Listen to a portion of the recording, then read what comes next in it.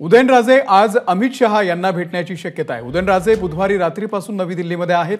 सातारा लोकसभा लढवण्यास उदयनराजे हे उत्सुक असल्याचं बोललं जाते आणि त्यामुळे बुधवार रात्रीपासून ते दिल्लीमध्ये ठाण मांडून आहेत।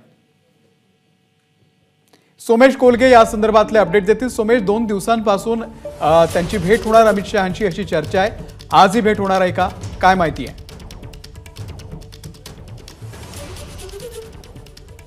आजच उदयनराजे आणि अमित शहा यांच्या भेटीची शक्यता जास्त आहे। त्याचं कारण असं आहे की महाराष्ट्राचे उपमुख्यमंत्री देवेंद्र फडणवीस, अजित पवार देखील दिल्लीत येत आहेत। आज महाराष्ट्राच्या विषयावर महाराष्ट्रातील नेत्यांसोबत अमित शहांची भेट होऊ शकते। त्यानंतर संध्याकाळी केंद्रीय निवडणूक समितीची बैठक आहे, त्यालाही अमित शहा उपस्थित राहणार आहेत। उदयनराजे हे सातारा लोकसभा मतदारसंघातून लढण्यासाठी इच्छुक आहेत।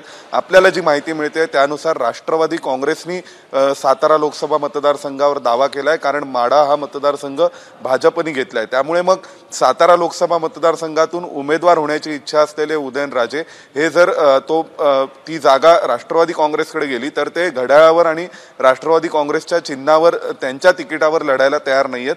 त्यांचा आग्रह असणार आहे की ही जागा भाजपकडेच राहावी, जेणेकरून भाजपचा उमेदवार म्हणून उदयनराजेंना सातारा लोकसभा मतदारसंघात निवडणूक लढता येईल। आणि अजितदादा गटाने जो आग्रह केलाय त्या सगळ्या पार्श्वभूमीवर ही जागा भाजपकडे राहावी यासाठी दिल्लीतील हायकमांडशी चर्चा करण्यासाठी उदयनराजे हे दिल्लीत आलेले आहेत। गेले 2 दिवस उदयनराजे दिल्लीत आहेत। आज महाराष्ट्रातील नेत्यांसोबत अमित शहांची भेट होईल, त्यावेळी सातारा लोकसभा मतदारसंघ आणि उदयनराजेंची इच्छा देखील कदाचित ते व्यक्त करतील अमित शहांजवळ। आणि त्यानंतर शक्यता आहे की आजच सातारा लोकसभा मतदारसंघाबाबतही निर्णय होईल की नेमका हा मतदारसंघ भाजप लढवणार की राष्ट्रवादी काँग्रेस लढवणार, आणि भाजपनी लढवला तर त्यांचे उमेदवार हे उदयनराजे भोसले असणार आहेत का?